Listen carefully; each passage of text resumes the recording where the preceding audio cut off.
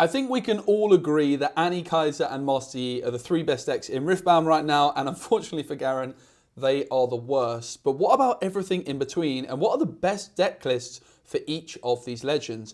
In today's video, we are going to be using the Houston Regionals data to look at the best performing deck for every single legend and rank where we think they sit on the meta based off the most recent tournament results.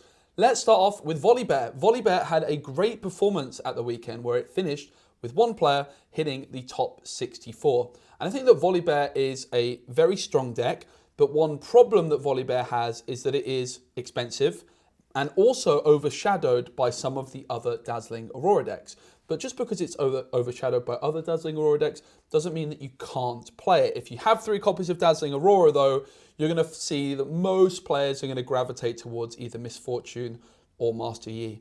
You play red with orange. Of course, when you're playing a Dazzling Aurora deck, you're going to be very heavily focused on not playing many units, and the units that you do play are going to be big, chunky units.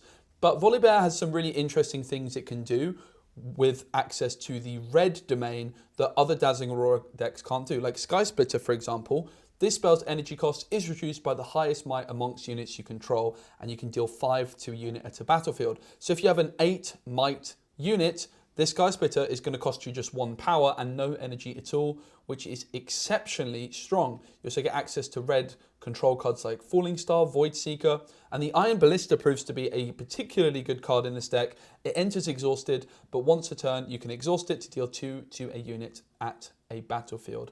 So while Volibear isn't the best way to play Dazzling Aurora, it's still a very good deck. It's still a good Dazzling Aurora deck. Again, it's expensive though, so for Volibear, it kind of finds itself in a weird tier where it's like a strong deck, but there's just not much reason to play it because you can do something similar in a better way. And that's a big reason that some people did play it at the Houston event, because the best performing Volibear player got themselves this awesome unique prize that's worth tens of thousands of dollars. So I'm going to put Volibear into the D tier. I think the reality is that Volibear is probably like a C tier deck, but it's just difficult to justify playing it when there's better versions of a deck which do something very, very similar. Up next, let's take a look at Lee Sin. But before we do that, I want to say thank you to the channel sponsor, Cardmarket. If you're in Europe looking to pick up singles, Cardmarket's the best place to do it, and they sponsor this channel. Flash is £22. That's like $25. That's a lot. So Lee Sin also had a top 64 finish this weekend, which would have caught a lot of people by surprise. And Lee Sin has a bit of an issue where it's difficult to justify playing Lee Sin when Master Yi exists, but it's still a good deck within its own right. Again, this version of Lee Sin is going to be quite expensive, particularly because the Dead Bloom Predator is in this deck. 3 copies of what is currently the most expensive card in Riftbound. However, I do have a budget-friendly version of this deck, which I still think is actually pretty solid to play, and I think that people will be quite surprised by just how good Lee Sin is. You get access to a brilliant signature spell in the form of Dragon Rage. Often you're going to only play 1 copy of this, but you could push it to 2. And also the Lee Sin Chosen Champion is a card that I am a huge fan of. Added to that, the Monastery of Varana is one of the best battlefields that you can play in the game when you're playing a Lee Sin deck. There's not much more synergy than Lee Sin plus this battlefield. And also, again, if you're not playing the Dead Bloom Predator, it's pretty cheap to assemble with lots of the good green cards like Defies and Charms, and then also access to cards like Challenge and Pit Rookie. But yeah, this Dead Bloom Predator does make the deck a whole lot better. If you can get those in the mix, it's going to make the deck a lot better. Lee Sin, I'm sort of torn between D and C. I actually am tempted to put Lee Sin into the C tier because while it's got a similar problem to Volibear, that there are better ways of playing this deck, the Volibear deck is going to cost you an absolute fortune with those Dazzling Auroras and those big top-end cards, whereas the Lee Sin deck, you can play it on a budget, and I think that's the reason to play a Lee Sin deck, is if you want a Master Yi deck, but you want it to be a little bit more approachable and affordable, I think there's actual reason to play Lee Sin, whereas Volibear, it's very, very difficult to justify ever playing it. So I'm going to put the Lee Sin into the C tier, but clearly with these decks both hitting top 64, they're both pretty reasonable decks. Let's look now at Yasuo. Yasuo had another good performance as well with top 64, and this deck is dirt cheap. You're looking at like $20 to $30, which already gives you like a huge reason to play this deck. The other thing is that Yasuo is a very unique deck. There aren't any other legends in the same color pairing, and there's not like another way of playing this style of deck. So there's big reason to play Yasuo, and I think that that actually increases its appeal for me as a reason to rank it a little bit higher when compared with something like Volibear, which I think is very difficult to justify ever playing. So the Yasuo Remorseful is the chosen champion. This deck, the one thing I didn't like about it is that they didn't have the purple Yasuo as a card on the sideboard, because that would allow you to bring it in against like Dazzling Aurora. That card is when this card moves 3 times in a turn, you may score a point. The Yasuo Remorseful, the only Yasuo champion in this deck, and it is going to be your go-to game plan. This deck is not playing Kayn, which is a card that you can see in my Yasuo list, which means that just pretty much every time you can get this Yasuo Remorseful down, you're going to. You have to be really careful with your power costs in this deck, but you do have some really nice top end in the form of the Mind Splitter, which gives you a really nice bit of hand control. Being able to discard some of your opponent's biggest threats, cards like Dazzling Aurora, is a really good tool for this style of deck, but that is going to be quite difficult to get to 7 energy unless you're very conscious at paying your power costs carefully. Wrath of the Sunder, also an interesting addition in this one that you don't see all that often. It is possible that that could be sideboarded out once the Zorn Warrens has been used as your first battlefield alongside the Scrap Heaps. So on the sideboard, there's quite a few cards there, maybe 4 cards you would expect to be sideboarding in every time. And actually the sideboard in this particular deck is just filled with other cards which are in the main deck, so you can easily swap those in. Again, I would really encourage you guys to give the other Yasuo Wind Dancer a try, or Wind Rider it might be, I think, in the sideboard. Mask of Foresight's really good in this one as well. Zhonya's Hourglass as well. This is a really solid deck. I like it a lot. It's hard to play, but very fun and exceptionally cheap. And I think that there's big reason to play this deck. I'm going to actually change my mind and put the Lee Sin back down into the D tier. And I'm going to pump the Yasuo up into the C tier. So I think it's a very solid deck with good reason to play it. I think Volibear and Lee Sin are actually quite a similar power level, but it's just very difficult to justify playing them when Master Yi and other Dazzling Aurora decks are in contention. Teemo up next. Teemo is my personal, or has been my personal favorite deck. And I would say that out of all of the decks which are not quite seeing results so far, Teemo is the one with the most potential. I have been a pretty big believer in Teemo for a very long time. I had Teemo or Annie as my deck to win Houston. Of course, Annie ended up doing that. 3 Teemo players did make the top 64, but all of them lost their top 64 game, although one of them was the 3rd highest seed after Swiss. So this is that deck. 36th place. It's a really strong deck with a lot of consistency. This one's using the Growth of Godwiller, the Windswept Hillock, and the Dreaming Tree. Of course, there's also Bandle City as an option, which is a nice battlefield. But what Teemo can do really well is it can have a pretty flexible game plan. You can try and be quite tempo orientated against some of the slower decks in the meta game. And then you can be quite greedy as well against those aggro decks with a big fat Dr. Mundo. This is your top end card, which is particularly good against Kai'Sa.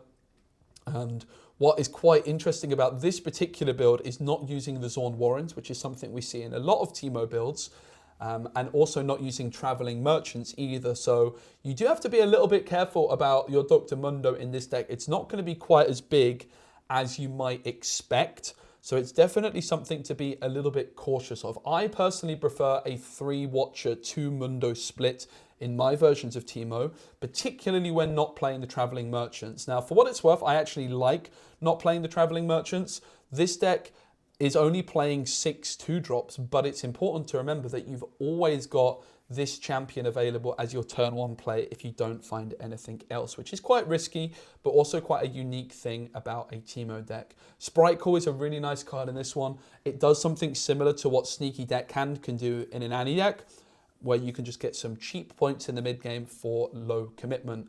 Overall, I think that Teemo is still a deck which I am waiting to see cracked with some different takes on deck lists.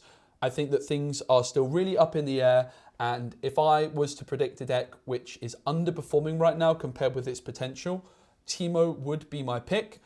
4 or 5 months ago, I put Teemo into the S tier as a big, bold, early prediction. I still think that Teemo is good enough to win these big events. I'm going to put Teemo into the B tier, and it's, I think, the deck to keep the biggest eye on as the meta continues to develop. It will be very interesting, I suppose, to see how does Teemo do into Ahri, because if you can get your Teemo deck having a good matchup into Ahri, the Dr. Mundo helps against Kai'Sa, and it's always been pretty all right into Yi. I think that if Teemo has a good matchup into Ahri, it could prove to be one of the best decks. If it really struggles into Ahri, then maybe Teemo's just not quite good enough compared with those other top decks. Miss Fortune next. Now, Miss Fortune actually had the highest conversion rate into the top 64 out of any of the legends this weekend. Now, I think that Miss Fortune is an absolutely brilliant deck, and it was always my pick as the best way to play Dazzling Aurora. Now, it is worth mentioning that Master Yi decks are also playing Dazzling Aurora now and having brilliant results, and we will take a look at those decks a little bit later. It does seem as though the Master Yi decks are having this approach where they're sort of a Dazzling Aurora deck, but if you with your sideboard, you can turn it into a mid-range deck, and you can try and be 2 decks at once. These Miss Fortune decks are not going to be able to do that. They are just going to be unapologetically Dazzling Aurora builds, and you're going to be all in on it. So one thing that I really love about Miss Fortune Dazzling Aurora decks is the pairing of orange and purple gives you access to the 2 discard cards in Riftbound with Sabotage and also the Mind Splitter. So you have a lot of control over your opponent's hand, as well with invert timelines in this one, which is not something that you always see. But you have a lot of utility in being able to disrupt your opponent's game plan by discarding cards from their hand. And the other thing that you get by playing a purple deck with Dazzling Aurora is Soul Gorger, which is an incredibly greedy but potentially extremely powerful top-end card to hit off the Aurora.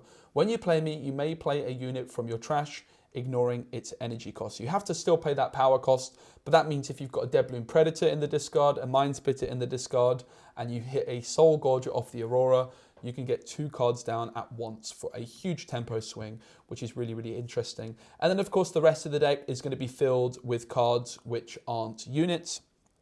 You've got Invert Timelines, Fight or Flight as some combat tricks, Ride the Wind, Gust, Stack Deck for consistency. Bullet Time is the Miss Fortune signature spell. You can spend an insane amount of power to clear big threats from the board in a moment of desperation. That actually might be what you need to win the game. And it's really easy to underestimate just how good the Miss Fortune Legend ability is in this one. Give a unit ganking this turn and it can move from battlefield to battlefield.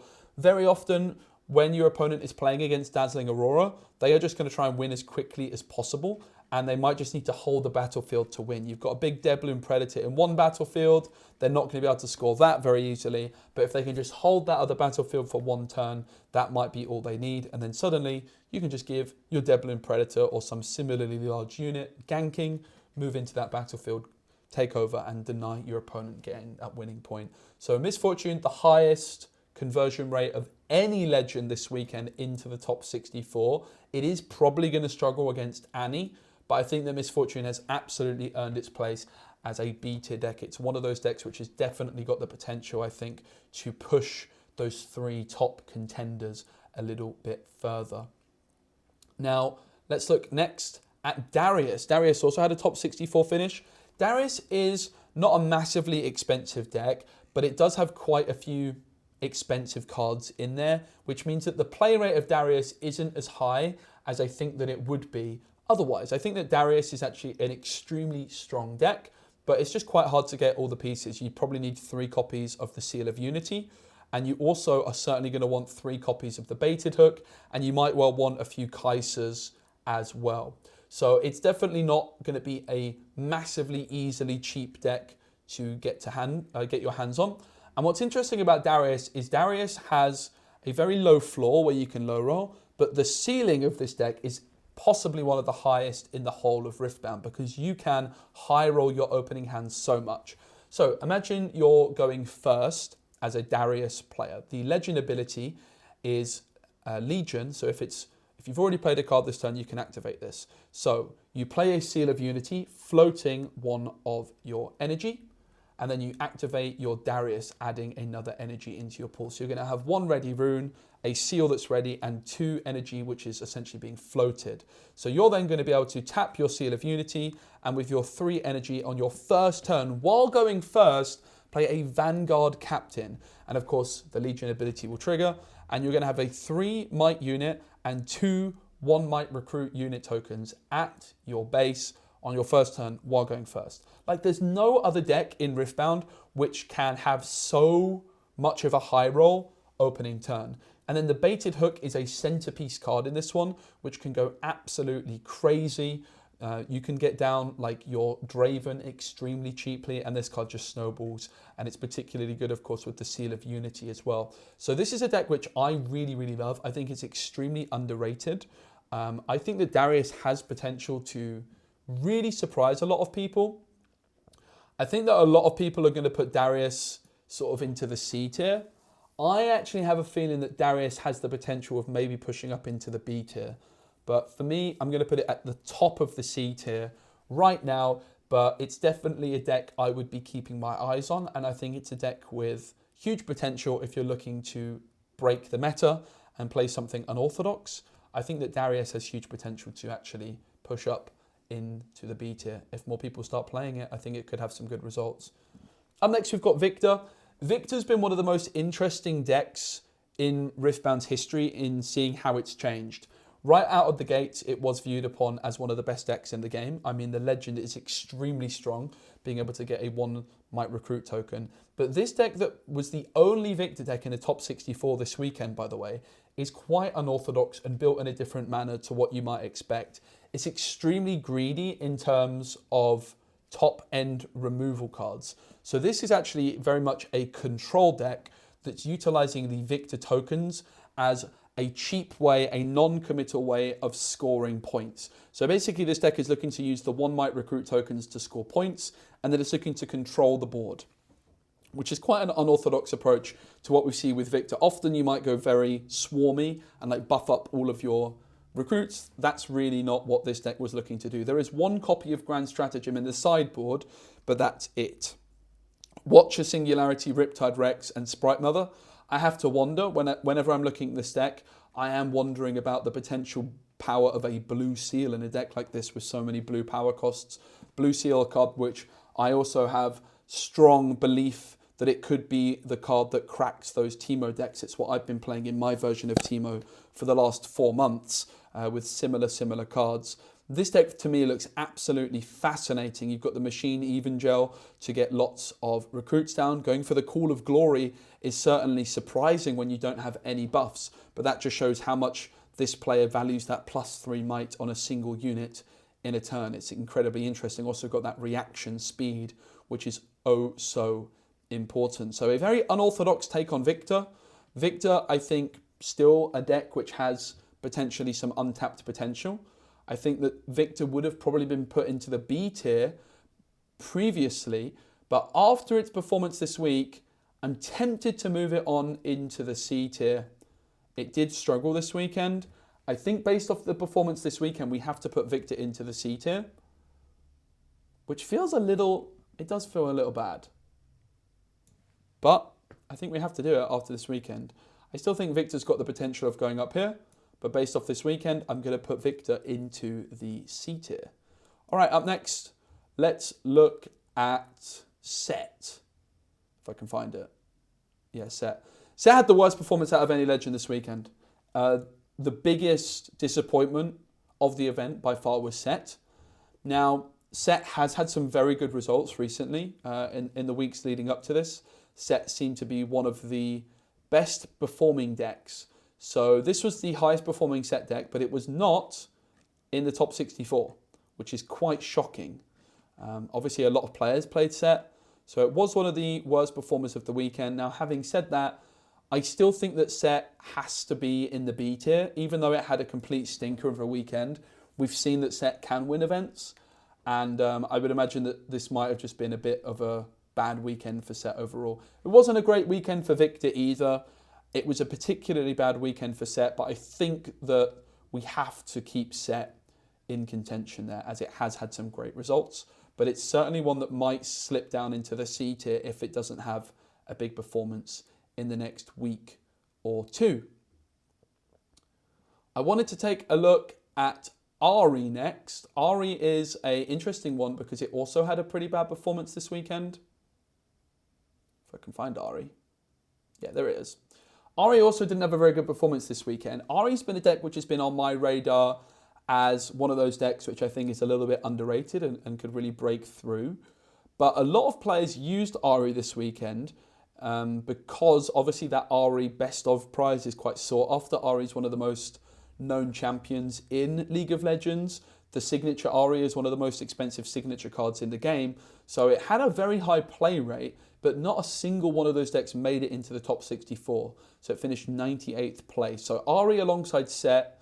Sett the worst performer overall, the biggest disappointment. But Ahri actually, for me, also an extremely disappointing performance this weekend. So I think that we're going to have to judge Ahri based off that. It hasn't really had any big performances recently. And it does seem to be struggling a little bit. It's got quite a few expensive cards with the Thousand-Tailed Watcher, and the Time Warp being the combo in this one with the Ahri alluring is so interesting. When I hold, score 1 point. I think that Ahri is also a deck which might be a little bit in the realms of untapped potential. Like blue and green is just a good color combination. There's a lot of options there, but it is struggling at the moment to really break into that top 64. Ahri's a tricky one. Before the weekend, would have put it into the C tier, but I think based off this weekend, when it had such a high play percentage, but decks like Volibear and Lee Sin, which had much fewer players using them, but actually performed better, I think that we've got to drop Ahri down into the D tier alongside Volibear and Lee Sin. Now, there's a lot more reason to play Ahri because it is the only legend in its color combination, and there's not really any other decks which play in a similar playstyle. Like Volibear has Dazzling Aurora, right, in other decks. So I think there's more reason to play Ahri than these other decks. I think that I am already feeling a bit bad that Ahri's down here with Lee Sin and Volibear. But I think it really, if anything, it's just a sign of respect on the Lee Sin and the Volibear that actually they outperformed so much this weekend and really caused a surprise that Ahri is in the same tier as them. But based off the results, I mean, there was, I don't know, about 60, 70 Ahri players. Not one of them made top cut. And there was about, probably between Volibear and Lee Sin, about 40 players, and 2 of them made top cut. So I think that we have to be putting Ahri in the same bracket as these other decks. Based off this weekend, it's actually even worse than these two. But I think that Ahri is definitely a deck with potential that is not fully explored. Speaking of decks with potential which aren't fully explored, Frodan, who's a very well-known Hearthstone and TFT streamer, piloted Leona with a final score of 6-2-1 and was the best performing Leona of the weekend, which is super duper cool. And they did have some games on stream which were very, very fun to watch. I'm actually thinking about making a full video on this deck and Frodan's game, and also his deck tech that he did. If that's something you're interested in, let me know. So this one has quite a few 2-drops with the Poro and the Clockwork Keeper. Actually not that many, just 6 is extremely low on that end, but there's also 2 Zhonya's Hourglass in the mix as well. None of these cards are cards that you want to play proactively, so I have to say I'm a little bit surprised there's not more 2-drops. A deck like this just seems like it would really struggle if you missed that turn 1 play. So if I was to build this immediately, I would probably want to add in a few more 2-drops, but that is often something I find myself wanting to do. When playing these sort of off-meta decks, I find it particularly devastating to miss a turn 1 play. So I'm a little bit surprised there's not more 2-drops in this, but the rest of the deck looks absolutely brilliant. As many stuns as you can possibly muster with cards like the Shield Bearer, and then the Setts in there, the Fiora, also Call to Glory, a great buff synergy, which of course the Leona Legend has a lot of buff synergy. Leona Determined is also a great card, and you've got On Guard, Defy, and Discipline as you'd expect. Rune Prison for some more stun, as well as Facebreaker as a one-of. Zenith Blade, also a great card in this deck. If you're wanting to play Leona, you're probably going to want 3 copies of that. So Leona's a really cool deck. I have a feeling that Leona probably gets better next set. Like when I've tried playing Leona before, the thing I struggled with Leona was there just wasn't quite enough stuns for my liking. So I think I'm going to put Leona into the E tier again. I think that all of the cards, like even in the D tier, look like, I think all these decks are pretty good. I think basically the general gist is that a lot of the meta, like a lot of the decks in Riftbound are a lot closer to each other than people gave credit for. Like you're looking at Leona in E tier and Sett in B tier, but I can guarantee, and Teemo and Misfortune, but I can guarantee that Throwdown was able to beat many of the decks that are many tiers above this. I just think that actually we've got a really diverse meta game, and I think that a lot of decks are a lot more playable than people think. So next, let's look at Jinx. Best performing Jinx deck of the weekend is super duper surprising to me because it's actually playing the purple Jinx. I gotta say, I really like the red Jinx. Jinx is probably the deck that I would have ended up playing if I was going to Houston myself at the weekend, because I would have chased the Jinx best of. And I do need to put some more testing into Jinx, but I was certainly expecting to see red Jinx with the red seal. We saw Jim play from the Arcane Academy play on stream with a red Jinx, but no sign of the red seals in their deck, which I found surprising. And then this one, which was the best performing Jinx, I think there was a few that had like 6 wins out of 9 rounds. So nothing made top 64, but this was the best performing Jinx with 3 purple Jinxes. When you discard 1 or more cards, ready me and give me +1 might this time. Quite unorthodox. And the Unlicensed Armory is a key card in this one. It's a 2-cost gear, and you can discard 1 and exhaust this, choose a friendly unit, and the next time it dies this turn, you may pay a red power to recall it exhausted instead. So it's very similar to Zhonya's Hourglass, but you have to discard a card to trigger it, but you can trigger it multiple times. It's also got the Super Mega Death Rocket in there, 2 copies, Vi Ride the Wind, and then just loads of 2-drops with the Legion Rearguard, the Traveling Merchant, the Chemtech Enforcer. You've got the Noxus Hopeful, which is a pseudo 2-drop. And then you've got the discard synergy, of course, with the Zorn Warrens, the Scrap Peeps. You might well be taking the Scrap Peeps out of the deck after game 1 with the Zorn Warrens, but it's also possible you keep them in there, to be completely fair, with all of the other discard synergies. You've got Sneaky Deckhands on the sideboard, which will be brought in for Dazzling Aurora decks and things like that. So very, very interesting. I think Jinx is probably one of those decks which is a little bit underrated. I'm going to put it into the E tier. I think that Jinx is solid. I think that Leona's solid. So actually, I think that what we're seeing is that this deck is a lot more diverse than people have given it credit for, which was always my belief.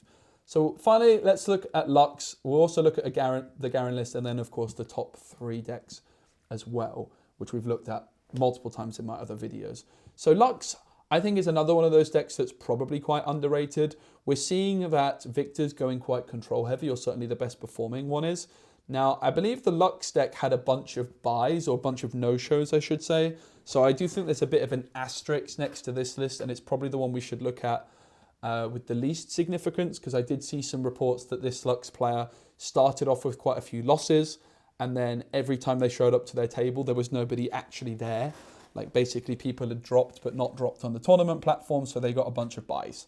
So I'm honestly not going to look at this list too deeply, because I think this is the one that has an asterisk next to it. Lux is a deck I do want to be playtesting though, for sure, and hopefully I can bring you guys a Lux deck. Now, big congratulations to Ryan Ruiz. Obviously with Lux, you're incentivized to play a lot of these spell cards which cost 6 or more, and you can see there is an abundance of those in the deck. Big congratulations to them. But yeah, because of the story of lots of no-shows, it is got an asterisk next to it. Probably with Lux, as we rank it, probably I put Lux into the E tier. I think it's got some potential. I have heard some stories that people have had some success with Lux.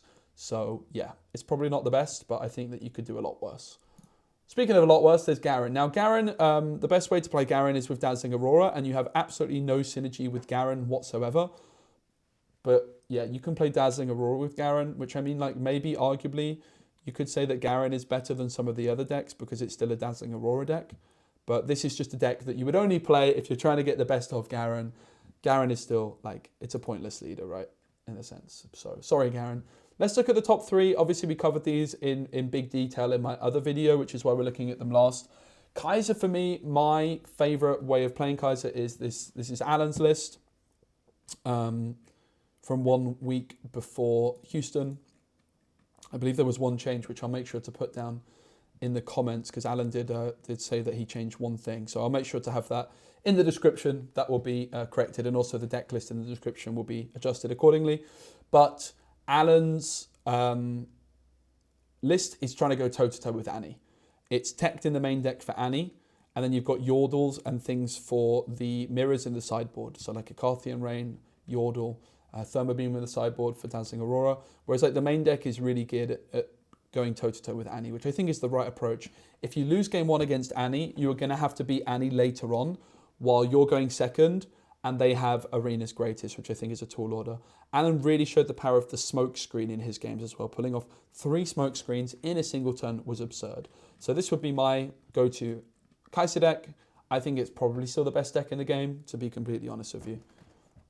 Second place, we've got Master Yi. There's a cat in the way. Sorry, mate, not the right moment for that. So Master Yi, the best 2 performing versions of Master Yi were Dazzling Aurora decks. They either had Dazzling Aurora in the main deck or the sideboard. This one had Aurora in the main deck, and then the sideboard was like 2 cost guys. So they actually sideboarded out the Aurora against Ahri. I think that this is going to be the right approach, but I think that there maybe could be a slightly more refined way of doing it, because I think this is a new approach. The other one in the top 8 actually had Dazzling Aurora in the sideboard, and the main deck was sort of more mid-rangey. I think personally the better approach would be to have the main deck be more mid-rangey and then have Dazzling Aurora in the sideboard. I've got a cat on my lap. Because, again, you really want to be winning that game 1 against Ahri, right? I think that's very, very important. And finally, the winning deck list. Big up Sean on Ahri. He popped off. He had the Scrap Peeps in the mix, which is going to combine with the Zorn Warrants for game 1. Just 1 Gust is quite low on Gust, which is interesting. Rebuke was really a star of the show in this one as well, I have to say, as was Darius. And then the sideboard with just more of the same, but also that Draven, which is going to be particularly good against Kai'Sa. Thanks again to Cardmarket for sponsoring. That's my final look at the tier list. It's quite interesting that as things are going, things are developing.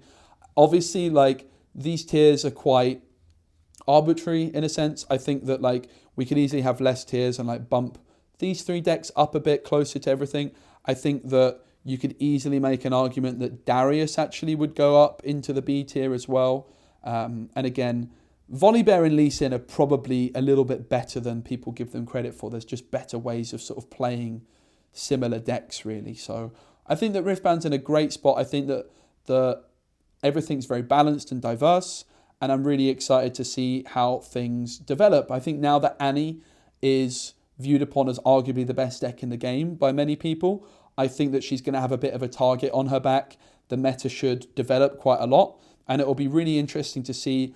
I think in particular, like, Ahri's going to have a good matchup against Misfortune, but Ahri might struggle a little bit against potentially certain builds of Teemo, Sett, Darius, Yasuo. So it's going to be really interesting to see how things develop now that Ahri is so clearly a top deck. Thanks all for watching. Give the video a like if it was helpful, and subscribe for more Riftbound content.